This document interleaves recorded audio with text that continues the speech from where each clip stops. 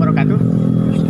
Kami atas nama masyarakat Kecamatan Pakenceng yang tergabung dalam Pemuda Pemerhati Lingkungan. Pada sore ini kami menemukan tumpukan limbah sampah, tumpukan limbah kulit yang dibuang di daerah Kampung Saluyu, Desa Jayamekar, Kecamatan Pakenceng, Kabupaten Garut.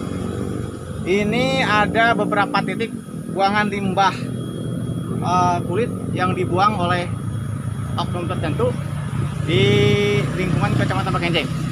Maka oleh karena itu kami bersama rekan-rekan seperjuangan di Aliansi Pemuda Pemerhati Lingkungan mengutuk keras adanya oknum tertentu yang telah membuang limbahan kulit di daerah Kecamatan Pakenceng. Ini membuat kami tidak nyaman. Dan kami sekali lagi mengutuk keras terhadap oknum tertentu yang telah membuang limbahan kulit ke daerah sekitar ini. Ini berada di pinggir jalan Bumbulang, Pakenceng, Garut. Oleh karena itu, maka kami sekali lagi akan membawa kasus ini ke ke yang berwajib untuk diproses lebih lanjut karena ini masuk ke dalam delik pidana. Satu lagi kami sampaikan bahwa kami bersama rekan-rekan seperjuangan pemerhati lingkungan akan membawa kasus ini ke pihak yang wajib untuk diproses karena ini masalah bukan hanya pencemaran lingkungan. Ini membuat pejalan kaki atau jalan umum ini membuat tidak nyaman, bau tidak sedap. Ini juga termasuk salah satu pencemaran. Seharusnya limbahan kulit ini dibuang pada tempat yang tertentu. Kalau bisa ini dibakar. Tapi kenapa oknum tersebut membuang sampah ini di daerah Kecamatan Pakenceng, Kampung Saluyu, Desa Jayamekar? Begitu, Pak Pepe.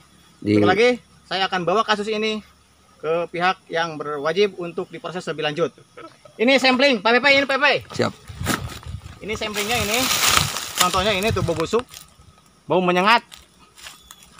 Ini limpahan sampah ini yang dibuang oleh oknum tertentu yang ini kurang lebih ini ada beberapa titik, 3 titik.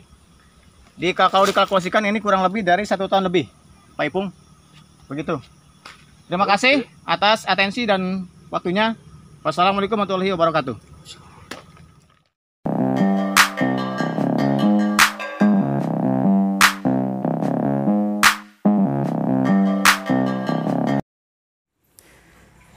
Jadi begini, saya kan mendapatkan pemberitaan lewat media sosial terkait ada limbah-limbah kulit yang dibuang oleh oknum yang tidak bertanggung jawab di beberapa titik lokasi pemukiman warga di selatan, khususnya di yang saya amati di medsos itu ada di lokasi Desa Jayamekar, Kecamatan Pakenceng salah satunya, kemudian di Pangauban, di Cisurupan. Nah, hal tersebut saya sangat menyayangkan sekali bahwa ada orang-orang yang tidak bertanggung jawab, orang-orang nakal yang melakukan perbuatan tidak terpuji tersebut. Kenapa? Karena limbah tersebut adalah limbah B3 yang akan menimbulkan dampak terhadap lingkungannya. Misalkan ketika limbah ini diserap oleh tanah, mengurangi unsur hara tanahnya. Ketika limbah ini setidaknya yang paling sederhana dapat kita rasakan dari penciuman udara. Akan terasa bau sangat menyengat. Ini sangat mengganggu lingkungan hidup di sekitar masyarakat tinggal. Membuat tidak nyaman kan? Membuat tidak nyaman. Saya sangat menyayangkan.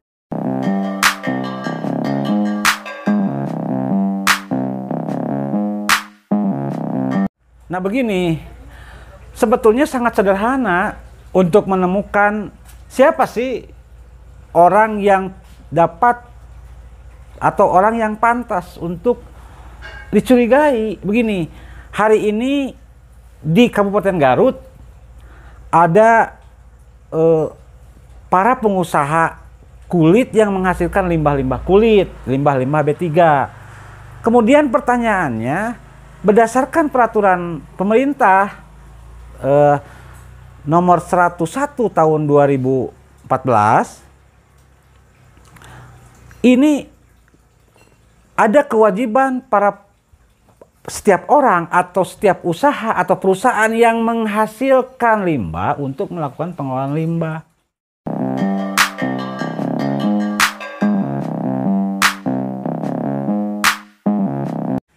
Kalau memastikan bahwa ini siapa yang harus dimintakan pertanggungjawaban terkait maraknya atau beredarnya limbah-limbah di beberapa titik di daerah selatan tersebut, tentu saya tidak bisa memastikan. Tetapi kemudian kita bisa runut, kita bisa ikuti produk tersebut. Nah, produk tersebut apa limbahnya? Limbahnya limbah kulit. Kemudian di sekitar kita ada tidak perusahaan-perusahaan yang bergerak di bidang perkulitan. Kemudian setelah itu periksa oleh pemerintah daerah, karena pemerintah daerah berdasarkan undang-undang dan berdasarkan juga peraturan pemerintah terkait perlindungan pengelolaan lingkungan hidup juga ada fungsi pengawasan. Sehingga kemudian kita bisa mengurai dari mana asal limbah ini.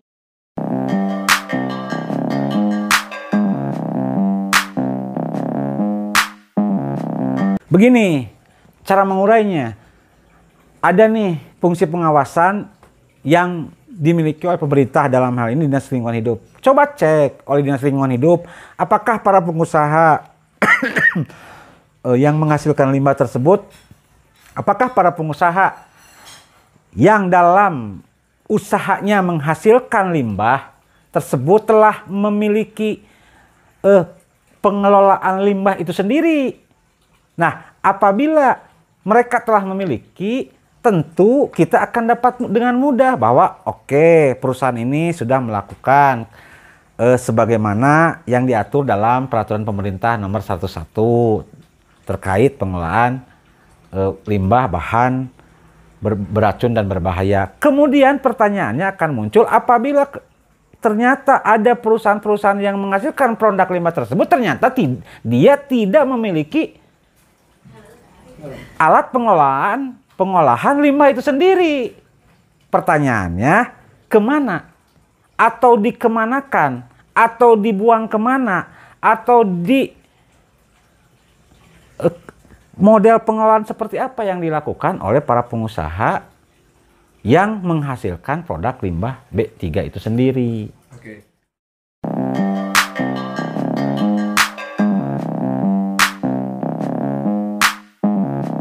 Nah, di sini sebetulnya peran fungsi pemerintah dalam konteks pengelolaan perlindungan lingkungan hidup ini untuk lebih meningkatkan pengawasannya, tinggal turun ke lapangan, kita investigasi perusahaan-perusahaan yang bergerak menghasilkan dalam produksinya menghasilkan limbah, kemudian ikuti apa yang sudah diatur oleh pemerintah pusat, oleh pemerintah melalui apa? Melalui peraturan pemerintahnya, melalui aturan-aturan mainnya. Saya pikir kalau semua pihak, baik pemerintah dalam rangka menjalankan fungsi pengawasan atau para pengusaha dalam melakukan usahanya mematuhi semua peraturan yang sudah disepakati, yang sudah dibuat, merupakan produk hukum yang harus yang diikuti, tentu itu tidak akan mengakibatkan persoalan ini hadir di masyarakat dan merugikan yang di daerahnya dijadikan tempat pembuangan limbah tersebut.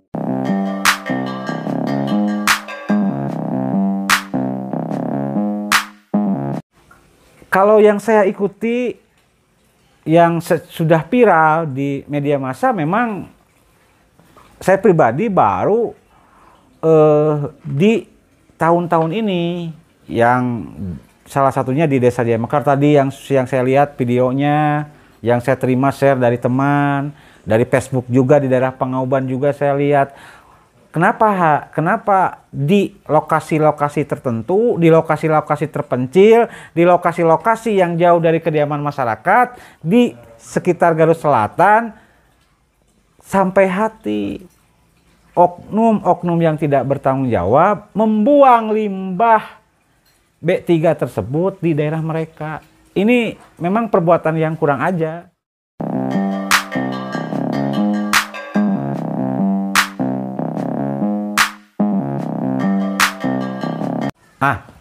Tentu saya sangat mengharapkan ini ada proses penyadaran bagi masyarakat terkait masalah hak-haknya, karena ini dipandang merupakan sebuah kejahatan lingkungan hidup.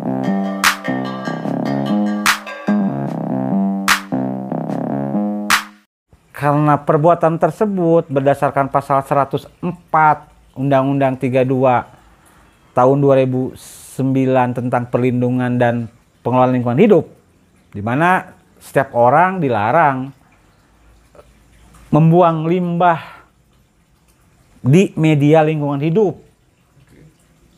Nah, kemudian saya harapkan juga setelah masyarakat mengetahui hak-haknya, kemudian masyarakat melaporkanlah ini kepada aparat Gakumdu tentunya. Bisa melalui pengaduan ke Dinas Pengelolaan Lingkungan Hidup terkait kejadian yang hari ini sedang menjadi viral, supaya aparat penegak hukum di sini cepat untuk turun tangan.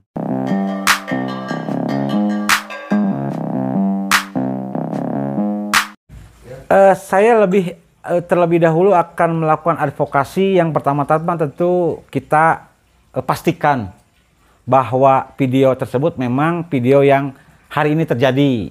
Tentu saya harus investigasi ke lapangan. Bagaimana sih bau yang menyengat seperti apa yang disampaikan oleh si pengupload video tersebut. Kemudian kita ambil sampel. Kita lakukan pengujian untuk memastikan apakah limbah tersebut B3 atau seperti apa. Dan setelah memang kita memastikan, kita bersama-sama masyarakat yang memang terkena secara langsung dampak dari pembuangan limbah tersebut, masyarakat sekitar, kita tentu harus sikapi ini. Karena ini perbuatan yang zolim, saya pikir. Merugikan kan? Merugikan masyarakat sekitar, atau masyarakat yang tidak tahu menau, ternyata tiba-tiba ada